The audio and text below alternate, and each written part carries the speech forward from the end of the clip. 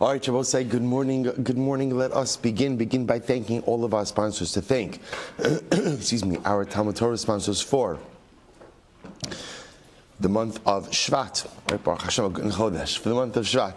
This is Salma Wolf for dedicating all the Shurman Drashos this month with immense gratitude for the refuahs from Hashem and the merit of refuah shleima for all of those in need, and the schus of our brave soldiers, and the schus of the return of all of our hostages. Our Daf Yomi share sponsor today, Matt and Diane Marks, in memory of Matt's mother, Sarah Pesha Bas Moshe Mordechai Zichron Livracha.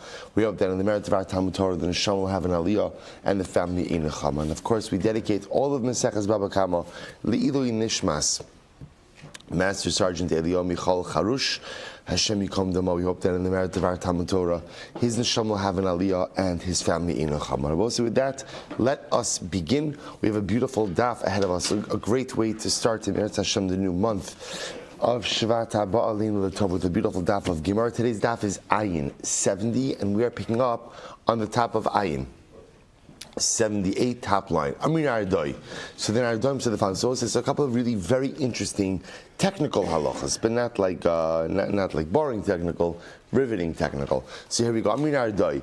Lo kasvinan or chasa al taltali. Now what's this is interesting. We do not write an orchasa. Now what's an orchasa? Rashi says top of the daf harsha.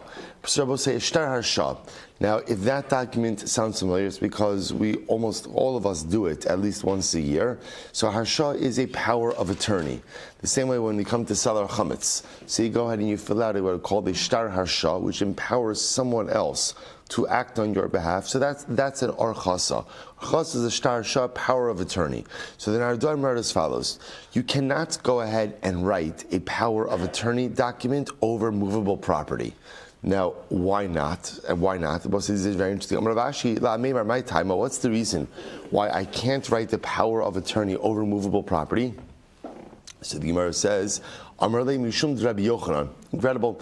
This all comes out to Rabbi Yochanan. We have been preoccupied with Rabbi Yochanan for the last 2 days. What did Rabbi Yochanan say? So the Gemara says, but remember again, this is the famous position of Rabbi Yochanan. Ruvain steals an object from Shimon. So now what's the halacha? So the Gemara says, and Shimon did not yet despair, right? Shimon did not give up hope of reclaiming the object. Shnehem einon yecholin lahakdish. Neither Ruvain nor Shimon have the ability to be makdish the item. Why not? Zelafi she'enu shalo. So remember again, Ruvain can't do it because the object doesn't belong to Ruvain. Ruvain is a thief. V'zeh lefi she'enu b'shuso. And of course Shimon, because he is not in physical possession of the item. So what do you see from here? You see from here again, this is the position of Yochanan, that you cannot affect a change in status in an item that is not in your possession, either because you don't own it or because it's not in your physical possession. So therefore, along those same lines, the Ardoim says something interesting. The Ardoim said that halacha l'maisa, you cannot write a power of attorney. So if I go ahead and I have metaltalin, and let's say in the possession of someone else, and I want to empower Ruvain to go ahead and collect those metaltalin, so then our Ardoim said I can't go ahead and create a power of attorney, a shtar harsha. Why not? Because A, I don't have the item in my possession. I don't have that in my possession. And ultimately, again, and number two, because the shaliach doesn't have the item in his possession either. So again, based on Rabbi Yochanan, neither of us have the ability to really collect these metaltalin. Okay, Ike da'amri, an alternate version of this. Amin ardoi lo kasvinan or chasa amataltali. So the Gemara says the kafre. The Gemara says, the kafre. So an alternate version of this. What's the alternate version?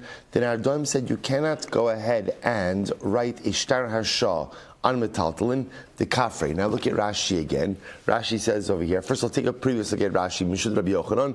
Tahoil ve'eno b'rshos habaylim eno yachal lahaknoso l'shliach hilchach im avad yachal lachzor v'litvoa miyad hane'eman. So Rabbi said this is actually very interesting. The Gemara says over here something fascinating. The Gemara says that the reason you can't write a shtar harsha on metaltalin is like this. We're going to see that the way a power of attorney works in halacha is that in order to give something, in order to vest someone with responsibility, you have to fully give over the item to them. So let's just essentially, if I want someone to act in my stead, they have to own the object as I would own the object. So therefore, again, within our Dharma, saying like this: if I want to give Ruvain over the ability to collect my metaltalin, that's in the possession of someone else, I have to effectively give him over title of those metaltalin. What's the problem?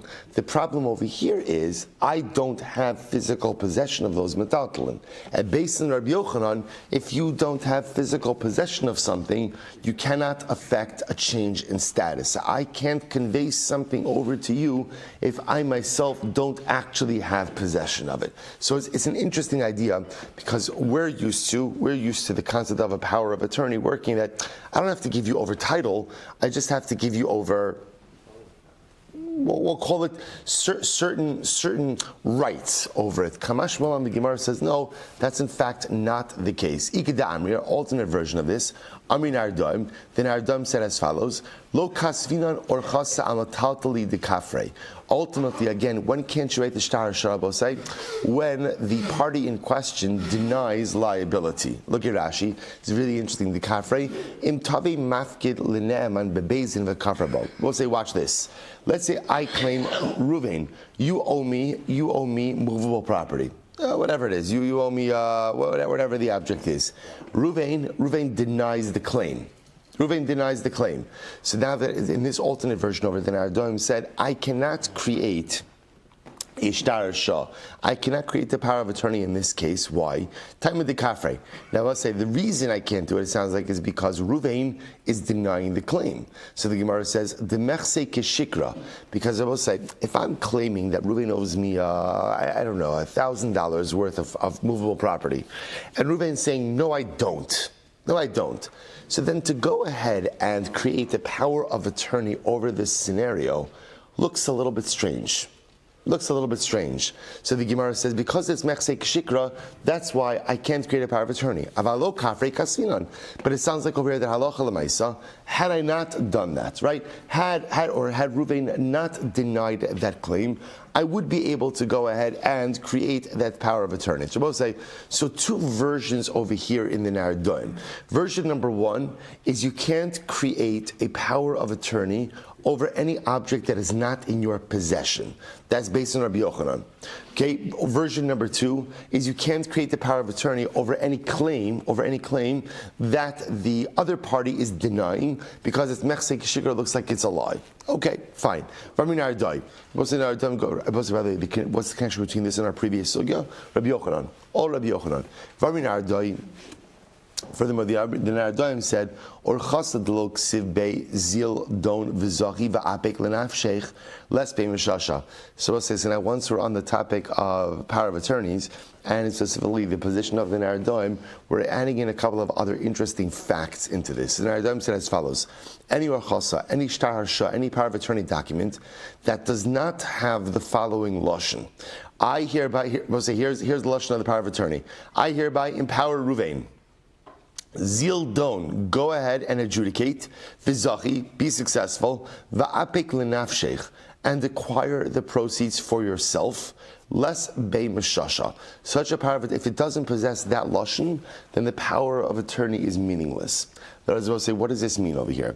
The halacha is saying like this: in order for a power of attorney to work, essentially, we'll call it the attorney. I don't know if that's the right term, right? The person who I'm empowering has to essentially be standing in my place.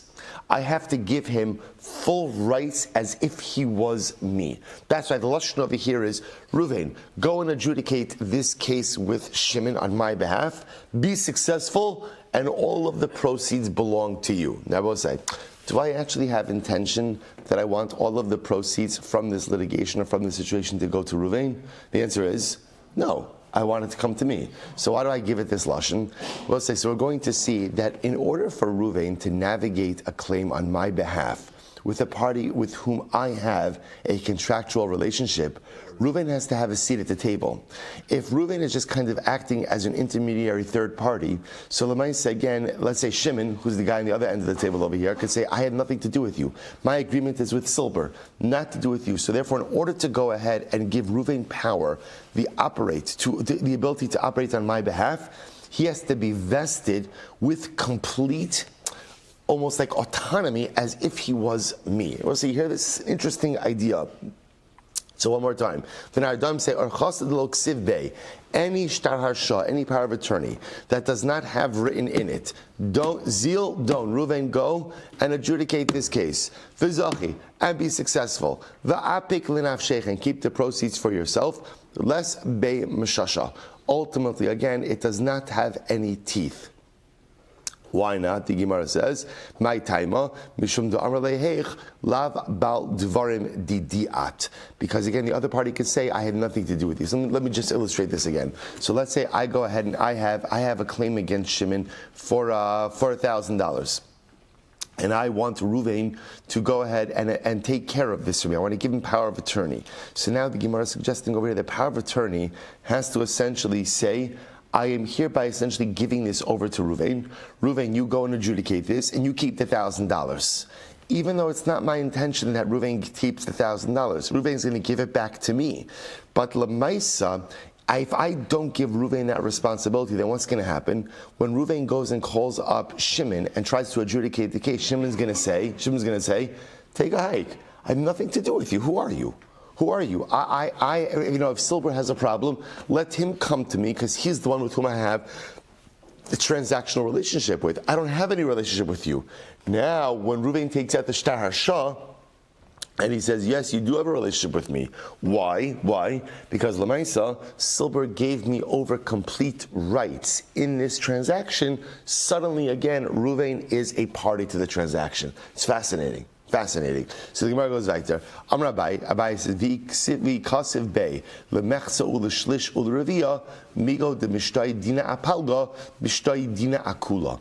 So Abai says, okay, bro, say the truth is, even if I don't give over Reuven the entire proceeds from the transaction, but I say to him, Reuven, do me a favor, go and adjudicate this on my behalf, and I'm going to give you 50% of the proceeds, or 30% of the proceeds, that works as well. Once he has a vested interest in part of the proceeds, that enables him to go ahead and operate on my behalf. So very interesting. Look at Rashi. So even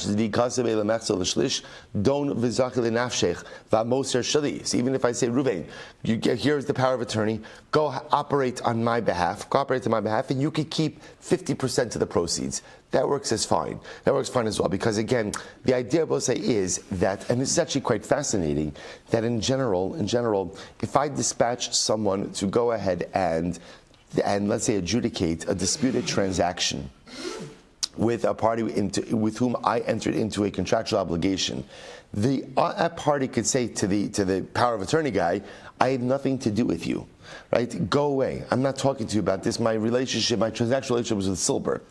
Once I go ahead, Abai says the way to circumvent that is give Reuven, who's my power of attorney guy, give Reuven an ownership interest in even part of the proceeds. Once he has an ownership interest, then he has the right to adjudicate this with the other party involved. Fascinating idea.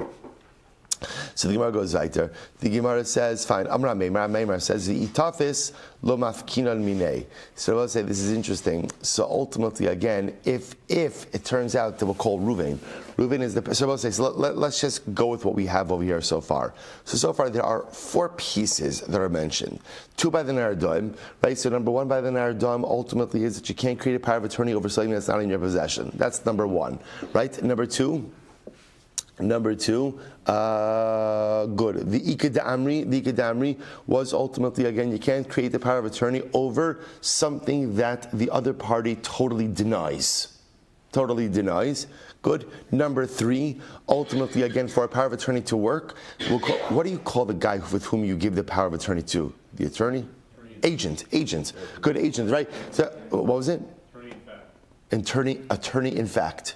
Is that the correct term? Attorney in fact. Good. So attorney in fact, right? So we'll say, so number three, ultimately, the attorney in fact is only vested with authority if he stands to benefit from this transaction, right? I don't know if that works that way legally, but at least in the Gemara is saying like that. Otherwise, the other party to this transaction could say to him, "Go away." And number 4, Abaye says, even if I don't give the attorney, in fact, the full proceeds, but I just give him a part of the proceeds, that's enough to allow him to navigate. Okay, fascinating. So the Gemara says another fact, number 5. So Amar Meimar said, "Itafis lo mafkinon minei."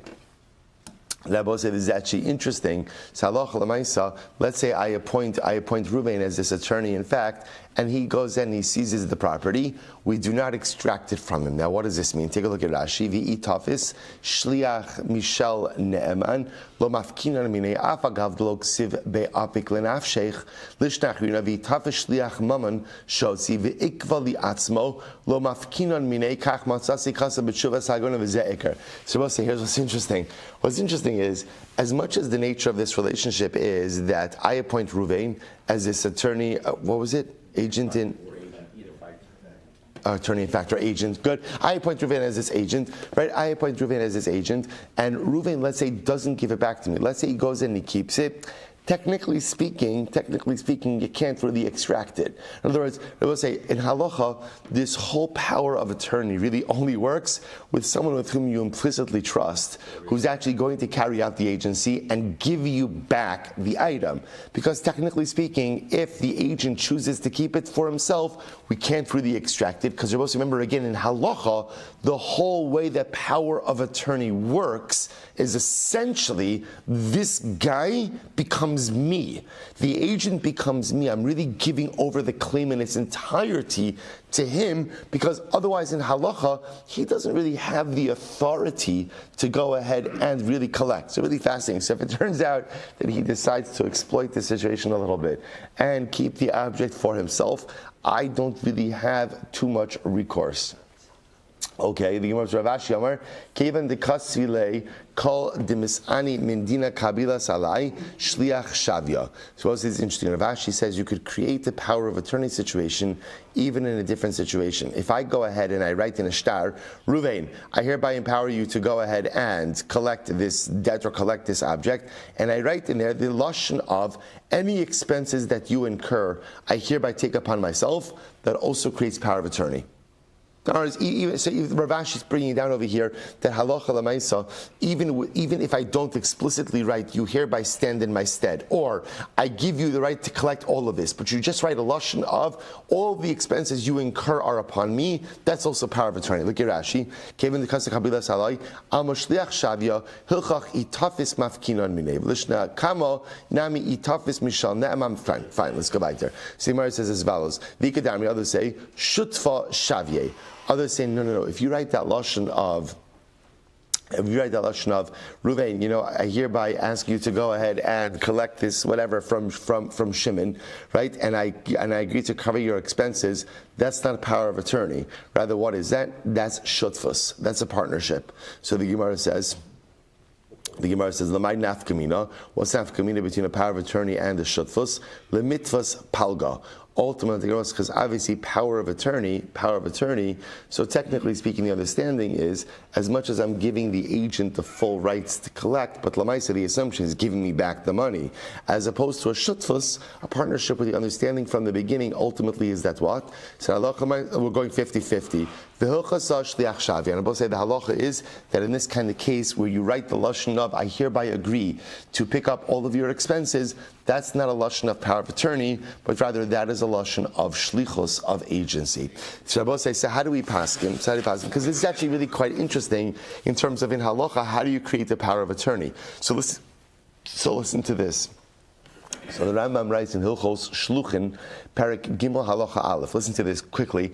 Misha haisel karka tachas yad echad oshel metaltalin bikadon v'ratzalaso shaliach ladun imzeh ulahotzi hakarka or pikadon mitachas yado. So we'll say, I just want to point out, just to frame the case, when are you creating a power of attorney?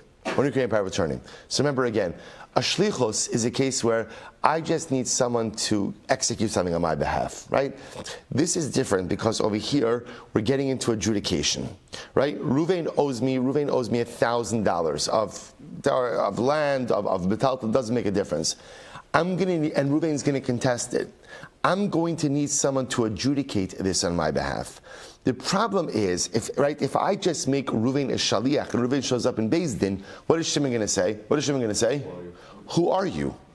I'm not talking to you. You have nothing to do with this. So therefore, in order to prevent Shimon from doing that, we need a stronger relationship that essentially makes Ruvain like me.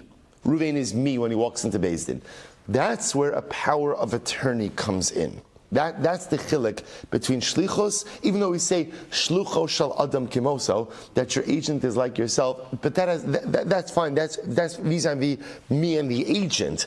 But lamaisa regarding another party, the other party, right, remember Reuven walks into Beis Din as my shaliach, and Shimon says, "Who are you? I'm not talking to you. You have nothing to do with this." So we need a strong relationship. That's where power of attorney comes in. So how do you do it? Hari kosiv lo harsha v'tzarich liknos miado shehir shava omer lo don uzichei v'hotzi la'atzmecha kiyotzi be'inyan amelu. So I'll say this is how the Rama paskins. In order ultimately again for a power of attorney to work, to vest Ruvain with the power to adjudicate this case on my behalf and to force Shimon to deal with Ruvain, I actually have to give over the potential proceeds of this case to Ruvain. Because what's saying makes sense. Right now when Ruvain walks into Beis Din and right Shimon says, "Who are you? Who are you?" What does Ruvain say? Who am I? I am now the guy who has the ownership interest in this disputed claim. That's Shalom Aleichem, right? That's who I am. That's who I am. And now Ruvain stands to gain or to lose ultimately again in this proceeding. Without that, Ruvain doesn't have a seat at the table. Okay, so there's more of an kasav lo eino yachal lo don imo mibnei she'omer lo eina tabal dini. So right, the Rambam says if you don't create a power of attorney like this, then ultimately again Shimon could say to Ruvain, I have nothing to do with you. So it's just interesting that from the Ram. Now again, to point out, we do have other types of powers of attorney. Like for example, when it comes to chametz, so again we write a power of attorney, that's shtar harsha. So again, there's different ways that shtar harsha works. According to some, it literally gives over to the Rav, the ownership over your chametz. Others say no, it really just gives over just the ability to operate. But that's because remember, we'll say in chametz is different. Why is chametz different? Right? No one is objecting to this, right? Remember again, I will say the challenge over here, the reason, I just want to point out, you could have a power of attorney that just works as an agency, right? As long as what? As long as there's no one disputing anything on the other end. So I want Ruvain to execute something on my behalf, something transactional on my behalf, and there's no one contesting that. Okay, so I don't have to go through all of this. Essentially, I could just create a shlichus. This is coming up in a situation where there's an opposing party, right? I have a claim against Shimon. Shimon's denying the claim, or Shimon's upset about the claim, or disputing some aspect of the claim. I need Ruvain to operate on my behalf. So the halacha is saying, in that case, a simple shlichus is not going to do, because Shimon could refuse to speak to Ruvain. It's only if Ruvain literally becomes me, then Shimon has no choice but to deal with him. How does Ruvain become me? By essentially me giving over the transaction in its entirety over to him. Now he has every right to adjudicate. Okay, just a really fascinating idea. Mishnah. Here we go. Back to now. Now we're going to focus a little bit more. Remember again on tvicha mechira. What's tvicha mechira? I steal and slaughter, or I should say like this: I steal and sell or slaughter an animal, specifically again a sheep or an ox. The halacha is arba v'chamisha. You have to pay 4 and 5 times penalty payment. 4 times for the sheep, 5 times for the ox. Says the Gemara, ganav al pi shnayim v'tavach u'machar al piem. So I'll say, so now here's the case. I go ahead and I steal the animal, and 2 witnesses see me. And both say, and let's say again, it's the same witnesses who see me steal and the same witnesses who see me slaughter/sell. O al pi shnayim acherim. Or I both say, for that matter, again, 2 witnesses see me steal, and another two witnesses, separate two witnesses, see me sell slash slaughter. So the Gemara says, what's the halacha? You have to pay the 4 and 5 time penalty payment. So we'll say, so the chiddush over here in this part of the Mishnah, which is going to be the focus of our initial topic of the Gemara, is you have two separate sets of witnesses over here. Right? In other words, in a classic case, there would be one set of witnesses who sees me steal and slaughter sell. In this case, group A sees me steal, group B sees me slaughter sell. Okay, ganav u'machar b'Shabbos. Right. So let's say again, I stole the sheep and I sold it on Shabbos. Ganav u'machar la'avodah zara. Or I went ahead and I stole it and I sold it to avodah zara. It's not a Shabbos case. I stole it and I sold it to avodah zara. Ganav v'tavach b'Yom Kippurim. Or I went ahead and I stole the sheep and I shechted it on Yom Kippur. On Yom Kippur. That's what happens when there is too long of a break between Musaf and Mincha. I always say, Ganav Tavach B'Yom Kippurim, Ganav Mishal Aviv, the Tavach Umachar. Now, both say, you're going to see, we're not going to get into these cases right now. We're going to go ahead and go through this in the Gemara. Both say, essentially, all of these cases we're going to see, there's competing liability. Like, for example, the Yom Kippur case is the clearest one, right? I stole. Now, stealing on Yom Kippur, there's no heightened liability for stealing on Yom Kippur. Stealing is stealing. Shechting on Yom Kippur, technically speaking, is a chi of kares. So now both say, so now I've done two things. There's a chi of kares, but there's also financial liability. So remember, all of these cases that we're mentioning over here, the Gemara is going to talk about through the lens of kimle b'derabamine. That whenever you do one act, which results ultimately again in dual liability, one capital liability, one financial liability is set aside because again, unfortunately, the person is going to be put to death. So we're going to see how all of these cases fit in. Ganav Mishal Aviv, V'tavach u'machar v'achar kach mesav. This was an interesting case. Over here, I stole my father's sheep, I slaughtered it and I sold it, and afterward the father died. So what's interesting about this case is after the father dies, who owns the sheep? The son thief. But technically speaking, again, the theft, slaughtering, selling occurred before the father died. Again, we'll see all these cases. Or again, I stole, I slaughtered, and then I was makdish. In all of these cases, mishalem tashlumi arba v'chamisha. You still have to pay the 4 and 5 time penalty payment. Again, so we'll go through all of these cases in the Gemara. Ganav v'tavach l'refuah l'klav. In this case, we'll say, let's say again, I stole a sheep and I slaughtered it, but for medicinal purposes. In other words, my intention wasn't to eat the meat.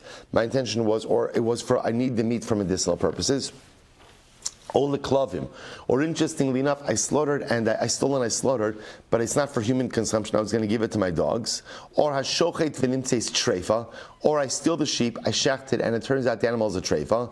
Or hashochet chulin ba'azara. Or I go ahead and shecht, an unconsecrated animal in the courtyard of the Beis HaMikdash.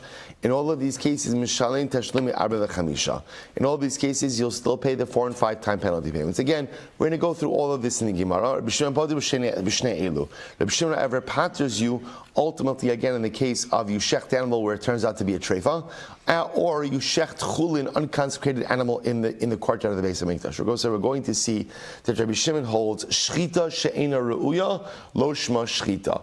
Any shchita that does not produce a kosher consumable animal is not called shchita. It's not called shchita. So if you shecht an animal and it's a treifa, right, ultimately again the animal is not fit for consumption. You shecht chulin ba'azara, not fit for consumption. Therefore, Rabbi Shimon is going to say there's no liability in those cases. Again, we'll see this in the Gemara. We'll say, let's focus on case number 1. Our Mishnah does not reflect the view of Rabbi Akiva. What does Rabbi Akiva say? I will say, so remember again, what was the first case in the Mishnah? First case in the Mishnah was, I steal and I slaughter an animal. Now, what happened over here is, I went ahead and I steal the animal. First set of witnesses see me steal. Second set of witnesses see me slaughter and sell. Right? It's not and sell, it's and or sell. Now let's say, so now what happens is I have 2 sets of witnesses for again, one for theft, one for slaughter selling. So the Mishnah still said, even though there are 2 sets of witnesses, I am chayiv arba v'chamisha. I am chayiv the 4 and 5 time penalty payments. The Gemara says, our Mishnah does not reflect the view of Rabbi Akiva. Why not? Well, this is incredible. The Rabbi Akiva ha'amar davar v'lo chatzi davar.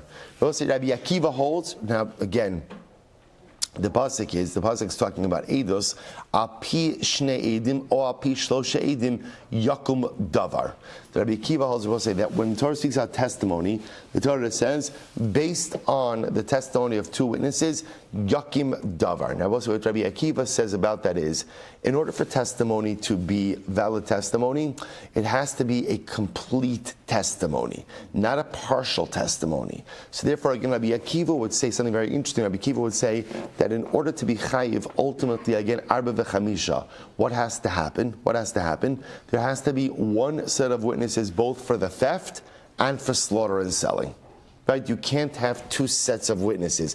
Davar means witnesses have to testify about an entire testimonial unit or event unit. You can't have multiple sets of witnesses. Look at Rashi. Davar v'lo chatzi davar. Api shnayim edim yakum davar. V'hani edi tvicha diktani b'masnisin. O api shnayim edim acherim. Chatzi davar kames hadi. So let's listen to this. So in this case over here, where you have witnesses who testify that I stole, and a separate set of witnesses who say that I slaughtered, so neither set of witnesses is testifying about the entire event, which would make me liable. Because remember again, the witnesses that testify that I stole, okay, so that's that I stole. What's the halacha for theft? That's kefil. That's kefil. The witnesses who testified that I slaughtered, all Rabbi say all they're testifying is that I slaughtered a sheep. For all they know, it could have been what? It could have been my sheep. Could have been my sheep. So therefore, Rabbi Akiva would what's interesting is, so the Mishnah says there is liability, right? So the Mishnah says, halacha l'maaseh, even if there are two sets of witnesses, there is liability. It doesn't reflect the view of Rabbi Akiva. The saying, I'm Rabbi Yossi. It's incredible. Kishahalach abba chalafta eitzel Rabbi Yochanan ben Nuri, lilmod Torah. So what's this? Rabbi Yossi said as follows: when Abba chalafta went to Rabbi Yochanan ben Nuri to learn Torah, v'amri lei, Rabbi Yochanan ben Nuri eitzel abba chalafta. Others say it was the opposite. Rabbi Yochanan ben Nuri went to Abba Chalaf, to Amud Beis. Amarlo, he said to him, Harisha Achla, this is a very interesting case. Harisha Achla Shana Rishana Bifnei Shnayim, Shnia Bifnei Shnayim, Shlishis Bifnei Shnayim, Mahu. So both said, listen to the following situation. Halacha l'maisa.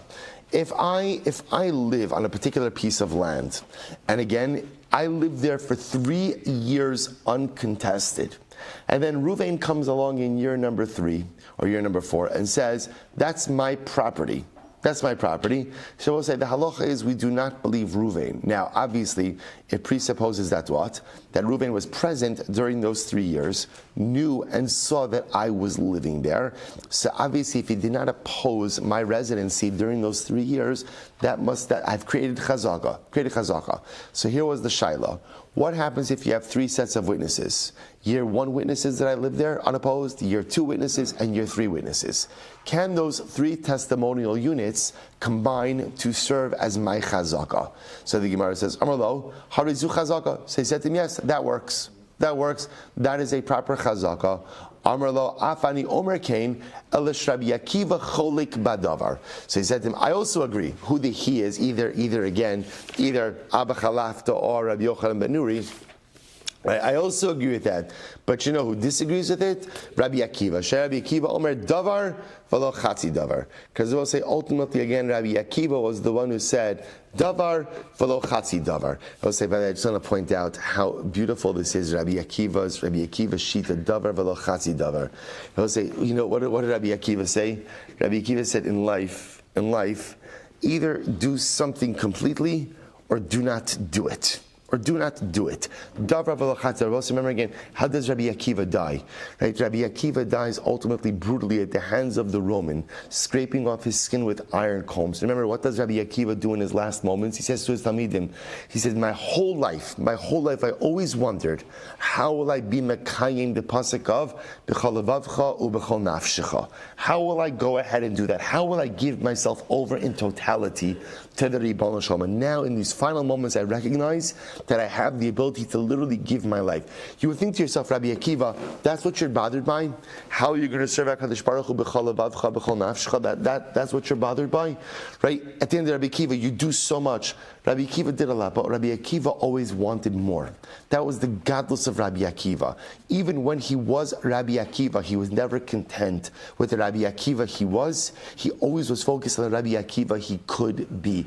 That's davar v'lo chatzi davar.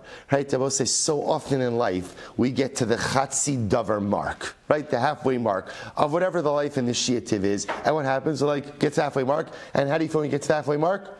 It's pretty good.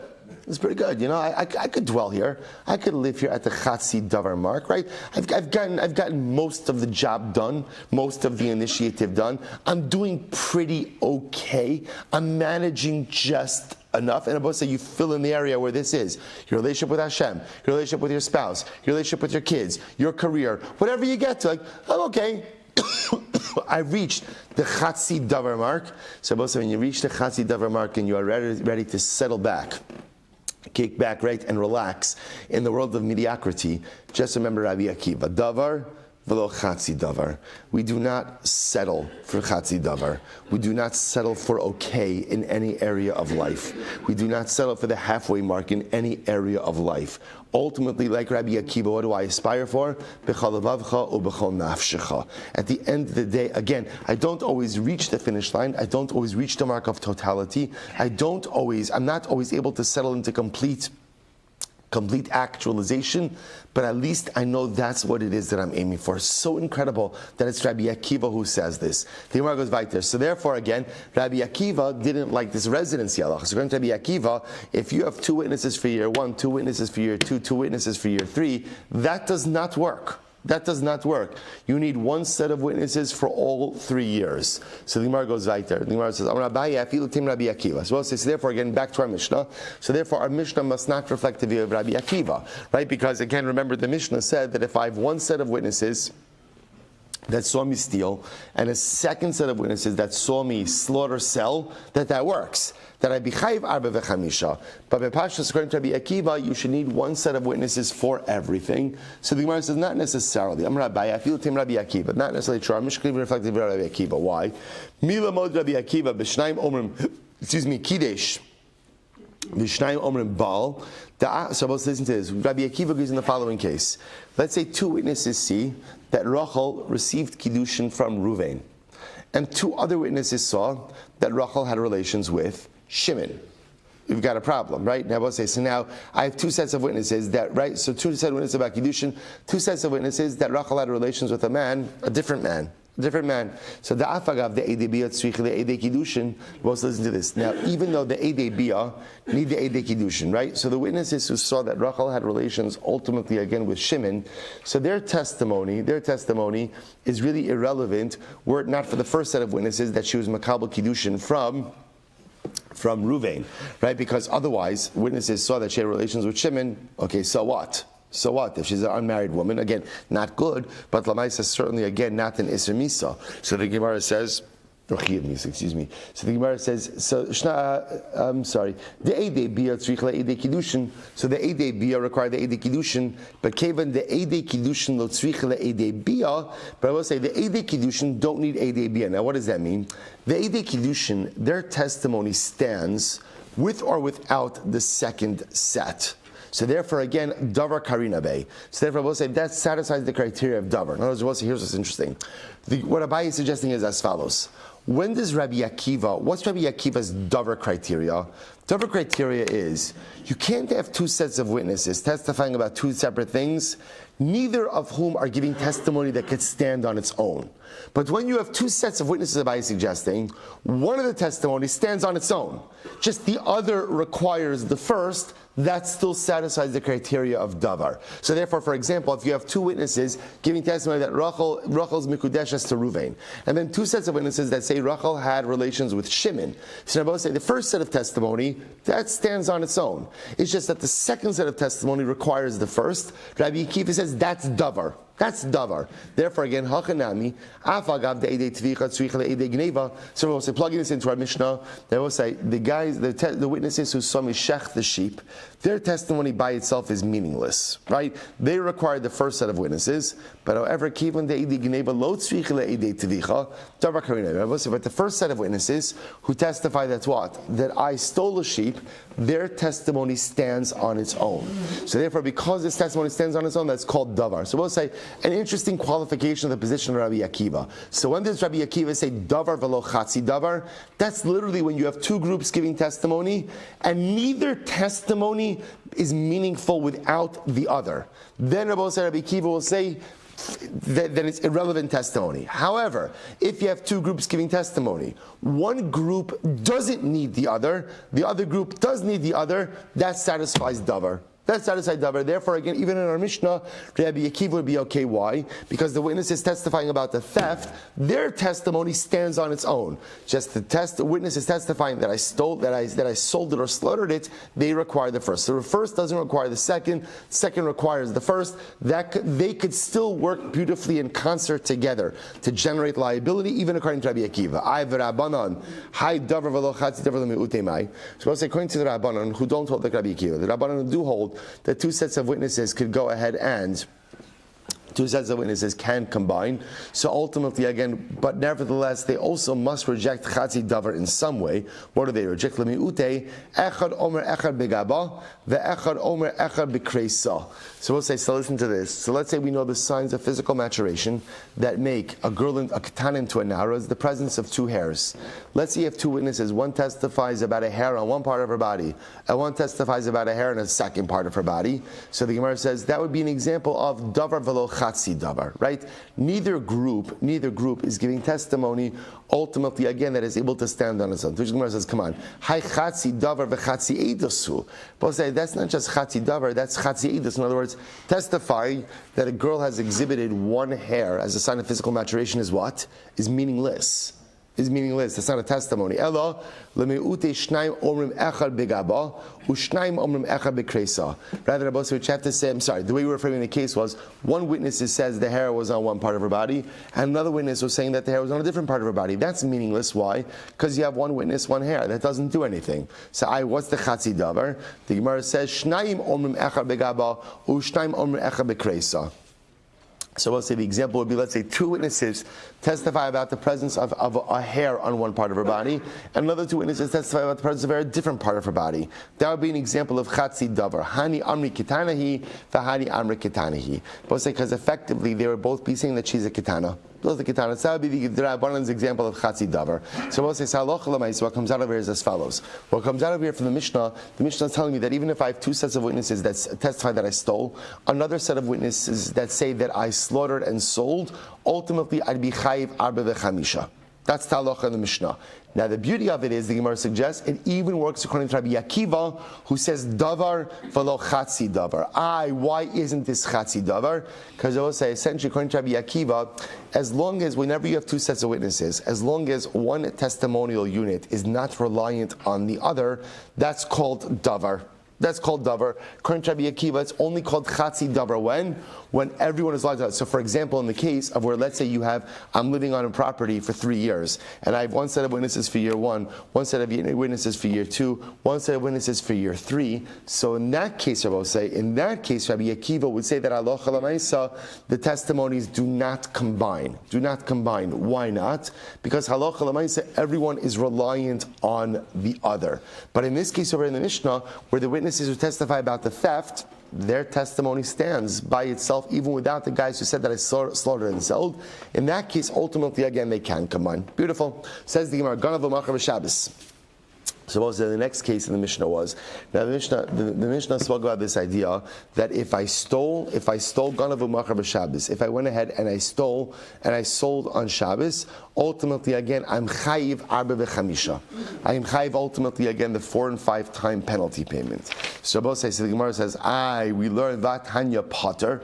But 1 second, I will say we said that you're Potter, right? All this is happening on Shabbos. So our Mishnah says that you're chayiv. That you're chayiv. Right? And again, the logic being chayiv is what? What's the logic of being chayiv?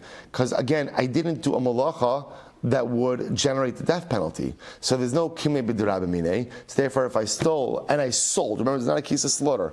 I stole and I sold on Shabbos. Ultimately, again, I'm going to be chayiv arba v'chamisha. The Gemara says v'atanya pater, but we have another brayso that ultimately says that I am pater. So Amrani Rachama kitanya hida pater, but Omer lo akutz lechat teina miteinasi v'tikni li genevasech. So we'll stop over here for today. I'm going to leave you a little bit on the cliffhanger. We'll pick up with this case tomorrow. So we're going to say, we'll say the case that we're going to be dealing with is where the sale itself generated a biblical liability for Shabbos desecration. The details of that case, Emir Tzara will say, in the resolution between the Bryce and the Mishnah, Emir Hashem tomorrow, Shkoyach.